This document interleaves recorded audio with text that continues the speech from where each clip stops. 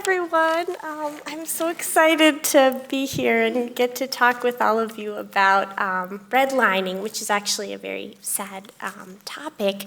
But for the past year and a half, I've had the pleasure and the privilege of working on this research project with two other people at the Claremont colleges, two professors, Brian Hilton and Guillermo Douglas Jaime. They are unable to be here today, but their work on this project was so important as well. And in this project, we were really interested in looking at the relationship between redlining, which is historical housing segregation, and today, modern experiences with environmental inequities and health inequities in marginalized communities across the US. And because we're in California and because we were closest to Los Angeles, we sort of started with Los Angeles and then moved to California. But what we learned is that there is this great resource online that I would encourage everyone to check out called Mapping Inequality, which is a website that contains all of the digitized and georeferenced versions of the historical redlining maps. And people who run that project are researchers at universities across the country, and they will share their data with you openly. They're very generous. So we started this project doing some data analysis. We wanted to look at the relationship between which neighborhoods had been redlined and yellow-lined in the 1930s and which neighborhoods are today experiencing higher levels of things like pollution burden, contaminated groundwater, contaminated air, contaminated water, higher rates of asthma, higher infant mortality rates, all of these things. But I realized before I dive too far into this, I want to take a quick informal poll. Would you mind popping your hand up for me if you've ever heard the term redlining before? Oh, that's great! Such an informed group. No, I'm not surprised. I'm sure you're all brilliant and keeping up to date with everything. I'm not surprised, but it's good to know. I just wanted to check in because I have some more extensive information about redlining, but maybe looks like everyone knows what it is, so we won't go there right now. This is a screenshot of the story map that we made, and as you can see, this is the historical redlining map from the city of Los Angeles, or the county of Los Angeles from the 1930s. And the areas that were outlined in red were those that were deemed risky or dangerous to the HOLC assessors. These would have been government contractors who were employed by the Federal Housing Authority in the 30s. And the communities that were redlined were also the communities, some of the few areas in cities where Black and Latinx homebuyers could get mortgages, could get apartments, could rent spaces. So what ended up happening is we saw a lot of segregation in the decades following the creation of the maps. And then there were a lot of other policy decisions that were made based off of these maps. Maybe we could take a look at the story map. Great.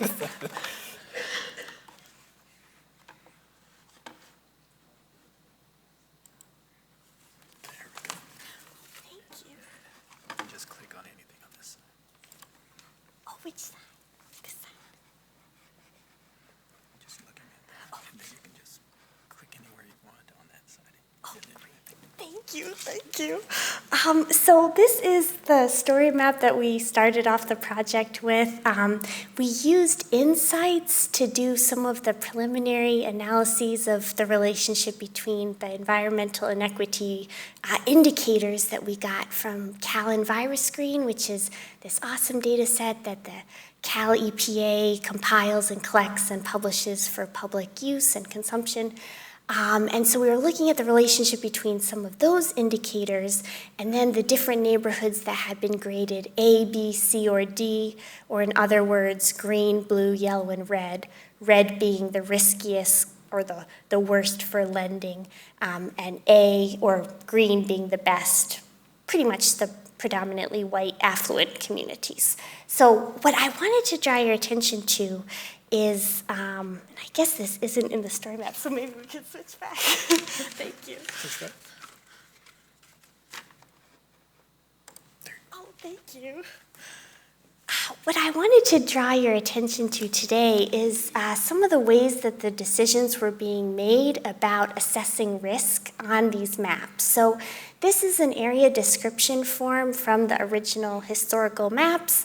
As you can see, the way that the assessors were assessing risk in the 1930s was not based on any objective measures of risk assessment. So instead of, having an objective way of looking at the value of a property or the value of a building or something, they were really making very subjective assessments about buildings and properties and neighborhoods based on who was living in those neighborhoods. And as you can see by the language that's used on these forms, that was directly informed by the racism and nativism and anti-Semitism that was popular in the 30s and unfortunately is still with us today. But the legacy of the maps has affected environmental inequities in many ways. So today, people who are living in communities that were redlined in the 30s are more likely to be breathing in air that is not as clean as people who are living in the green-lined neighborhoods from the 30s, might be more likely to experience asthma, and a whole host of other challenges. We wanted to show an example from the city of Fresno, and I had some quotes, but that's okay. The city of Fresno was affected, hold on, might be. Oh, great, thank you. Thank you so much. I was like, oh no, they're gone. Where'd all the quotes go? Oh, thank you. That's so kind. I was gonna say, I totally forgot what they are because I'm so I'll stand nervous. next to you. You're doing great. Oh my gosh. So these are the magical quotes that I thought would be helpful to share that have returned to us. So the second part of this project involved interviewing members of communities. So today, people who are living in redlined communities are organizing. There's a lot of environmental justice organizations, community organizers, people in local government, housing authorities who are doing sort of covert equity work on redlining. Academics, researchers, there's a lot of people who are working to sort of mitigate the negative impacts of redlining in their communities. They're not waiting for the federal government to sort of address or remedy these problems, right? They're taking action on their own. So part of this project involved going out into communities in California and talking with people who are living and working in communities that were redlined in the 30s and who are dealing with environmental inequities and injustices, and saying, what are you doing to help mitigate the negative impacts of redlining, and then what are some effects of redlining that you've noticed in your community based on the local historical context and what the redlining maps would look like in that city.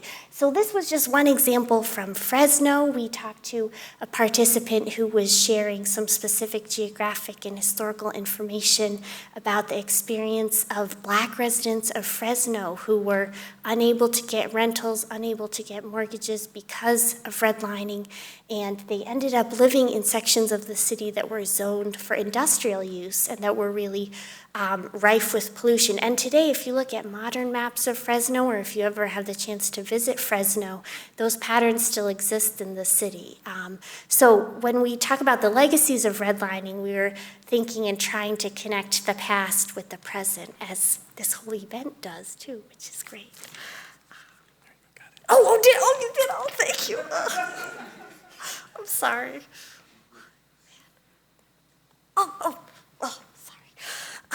So when we interviewed people from the different communities across California, we asked people, what do you think should be the next steps? What do you think the federal government should do, state government should do, local government should do? What do you want your fellow community members to argue for or fight for? What should we all be doing as a country or as a state or as a city, right? Because this is everyone's issue. We all need to work together on this. So the first thing that all of our participants that we interviewed mentioned was reparations. legislation. So in order to address the legacies of redlining and address these environmental inequities in meaningful ways, we really need direct public investments in the communities that were redlined during the 30s. All of our different participants and interviewees had slightly different versions of what that would look like to them in their ideal policy world, but that was definitely a big theme that we came across. The second theme that we came across was people want the fair housing laws that are already on the books to be enforced, because unfortunately they are not enforced at the rate that they should be.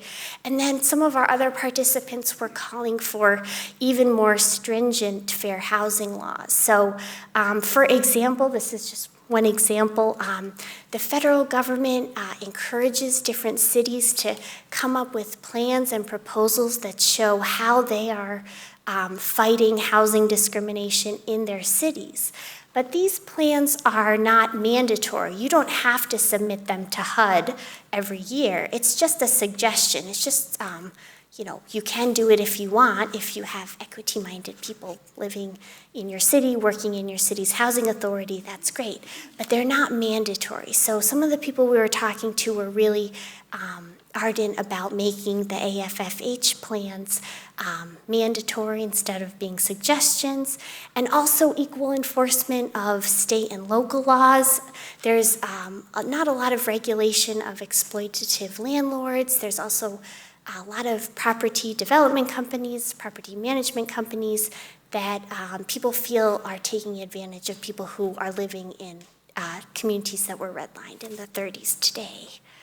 And then there are still a lot of exclusionary zoning laws. Most of these are at the local level, but they're still on the books in some cities. So in Sacramento, there's some local ordinances that are still using this super racist language, and even though it would be highly unlikely that they would stand up in a court of law, the fact that they're still on the books is really hurtful and offensive to a lot of people in the city. So eliminating those is a step that people want to take.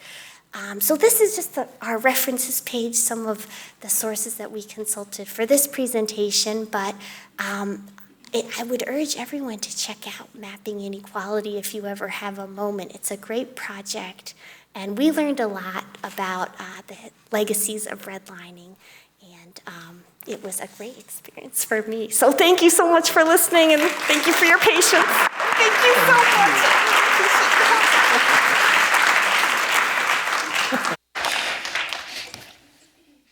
Okay, thank you so much.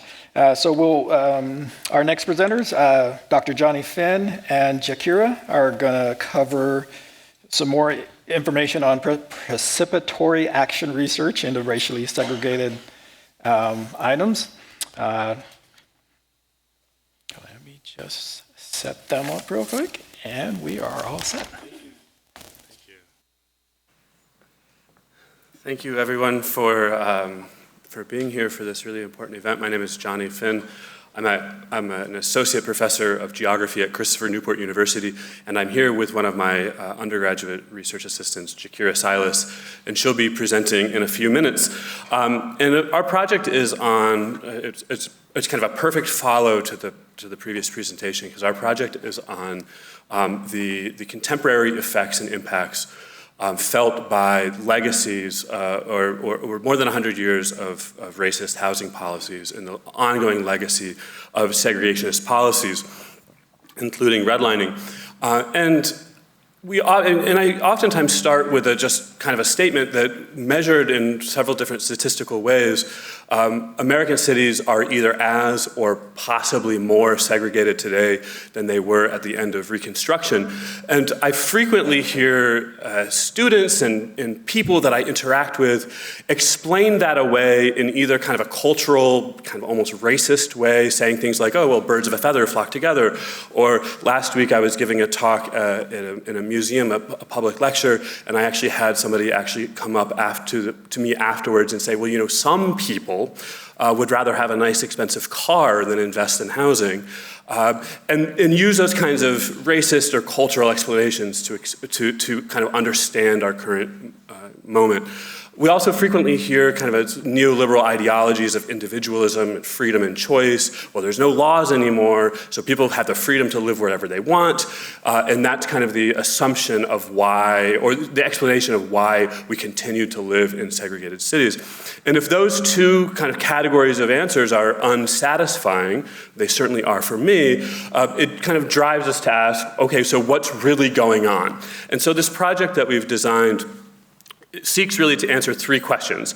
Why are cities today the same or more segregated than they were 120 years ago?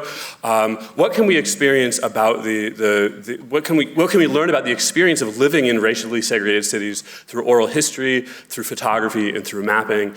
And perhaps most importantly, how can we begin to challenge the naturalness, the seeming naturalness of these segregated landscapes? So I love that I don't have to dwell on this first question of why cities are segregated. One factor, there's three governmental policies that I'll touch on. The first is, as was just talked about, these redlining maps that directed favorable refinancing terms during the Great Depression to white neighborhoods and almost completely excluded black neighborhoods. This is the Greater Norfolk map. In that map, there were 5 A-grade neighborhoods, 16 B-grade, 45 C-grade, and all of those were 100% white except for one neighborhood that was 30% black in the C-grade. Of the 30 red lines neighborhoods, half of them were 100% black, and even in just 1/3 were even majority white. So that is there. There's a lot more in these maps that I'll leave for later discussion or for our own investigations later on. It's also worth mentioning the history of public housing policy in the US that followed a neighborhood composition rule. Public housing in the post-World War II era would be segregated black in black neighborhoods, would be segregated white in white neighborhoods, and we only be racially integrated in previously integrated neighborhoods, but the reality is, and you can look at it here, if you overlay public housing projects that were built beginning in the late 1940s and 1950s, they were overwhelmingly built in black neighborhoods, previously redlined neighborhoods immediately adjacent to previously redlined neighborhoods, and you can see how that plays out today on the map on the right. Meanwhile, at the exact same time, the US government was massively subsidizing the evacuation of white people to the suburbs. Homes in Levittown, when they were sold, costed about twice national median income. Today, homes in Levittown, national median income is about $59,000. Homes in Levittown sell for between $500,000 and $600,000. So in the same Long Island suburb, and this is indicative of a national average, that homes are now 8 to 10 times national median income. And these were subsidized through favorable interest rates, and they were explicitly whites only through the use for decades of racially restrictive covenants. As you can see here, I won't read the quote.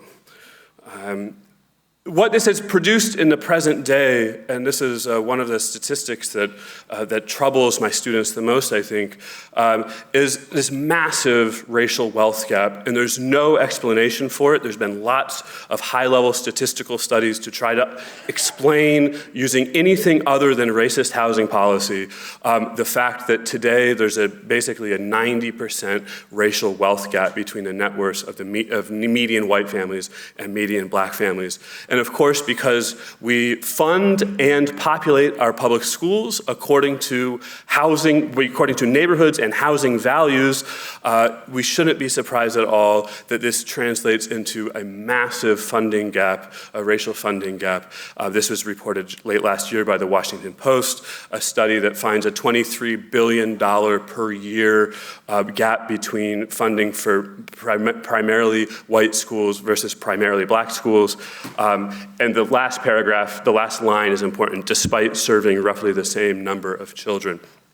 And this, it compounds, and I think we've already heard a little bit, and we're going to hear more in the following presentation in terms of environmental issues. This is just a quick overlay of toxic inventory release sites from the EPA, and a quick map out of the not unproblematic idea of mapping food deserts. But again, you can see this in our study area. And so this is a very, very quick overview of some of the structural, I should say some of the governmental policies that created racial segregation, and some of the structural, the lingering structural impacts of those things. But our project is at least as much about kind of the human story and the human toll of living in the 21st century in overwhelmingly segregated neighborhoods and in segregated cities.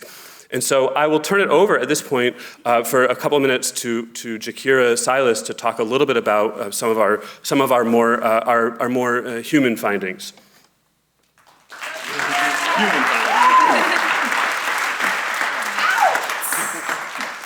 Hi, can you guys hear me? Yeah, okay. My name is Jakira Silas. I'm originally from Richmond, Virginia. I'm a third-year student at Christopher Newport University, majoring in sociology and double minoring in linguistics and Latin American studies.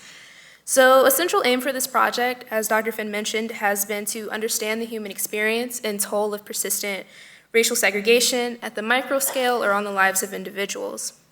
These effects can be heard in many of the oral history interviews that we've conducted with people from different backgrounds, including race, gender, and age. Of all of these interviews, there's over 100 of them. I want to share 3 that resonated with me the most. The first being Denise and Felton. So Denise grew up in what she calls a rough childhood. She describes to us her normal, which consisted of drugs, abuse, and violence. This impacted how she raised her own children because it was all she knew. She told us it's a typical thing that happens in the inner city when you don't have that stability. She later earned her GED, and in doing so, she was able to change her own life and the lives of many others around her. She remembers the trauma she experienced, and while there are still negative things happening in the area, she strives to be a positive figure within her own community. Her husband, Felton, grew up in foster care and experienced the same kind of rough childhood Denise describes. Because of this, he did not value his education as a child. Despite this, he graduated from high school and earned a wrestling scholarship to Norfolk State University. He went to college and eventually earned 2 master's degrees. He also told us today, as a high school teacher, his experiences growing up help him to relate to many of his students in his classroom who come from similar backgrounds. Denise and Felton were both very clear in discussing how their own upward mobility doesn't at all contradict the inherently racist systems at play. They explain that these systems prevent Black people from having the same opportunities as white people, especially as it can be seen in the achievement gap. Shalay grew up in Baltimore, where she attended integrated public schools throughout her entire K-12 education. After graduating from high school, she decided to attend Hampton University, a private HBCU in our study area. It was the first time in her life where she experienced living in a segregated city.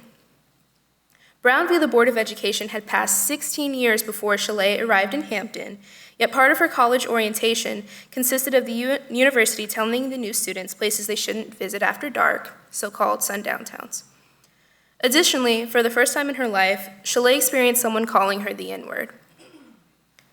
She went on to live in an integrated neighborhood in the late 1970s. Her neighbors were incredibly kind to her, but she was still harassed by other people in the area.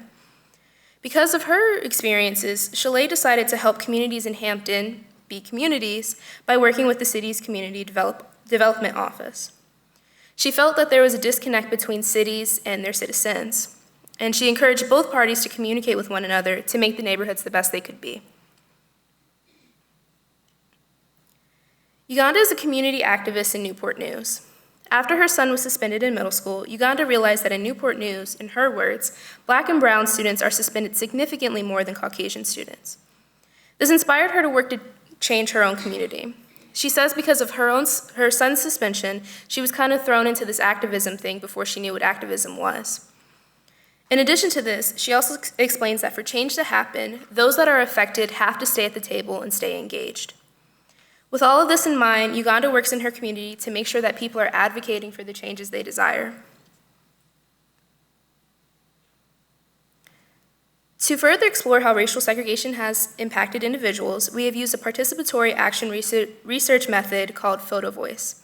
The methodology is as follows. We distribute disposable cameras to participant photographers throughout the region and ask them to take pictures of places that are meaningful to them.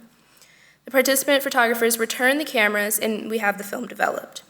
After this, we interview the participant photographer on the significance of these places and their locations. This methodology allows the participant photographers to have a voice and show how they experience the world around them. The results have varied from some lighthearted pictures to others which are quite grim and highlight the lasting effects of segregation. Here is a selection of a few pictures out of the more than 150 we've collected so far. Please feel free to look at them and read their captions. Thank you.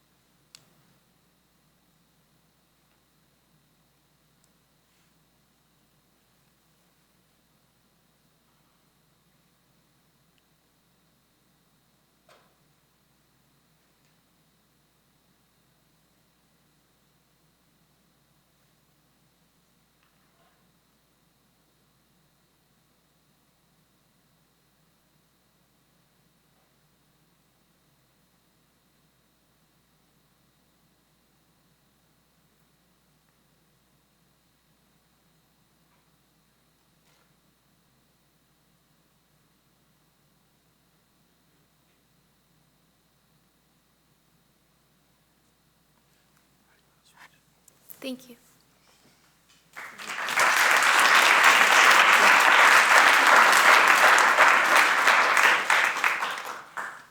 So I'll just conclude only by saying that we're very keenly interested in the public dimension of this and the participatory dimension of this. We're working with the Hampton History Museum in Hampton, Virginia, to open a actually very extensive exhibition in early 2021. It'll be timed with the release of a book that we have under contract right now with the University Press of Florida. And I'll leave it for the panel discussion because I know I'm out of time, but just the really like the serious importance of the mapping dimension of this in terms of understanding the production of segregation, understanding the experience of segregation, and understanding where each of us individually kind of fit in and overlap and overlay on this. And I have a lot more to kind of think and say about that, but I will hold my remarks for now. So thank you very much for listening.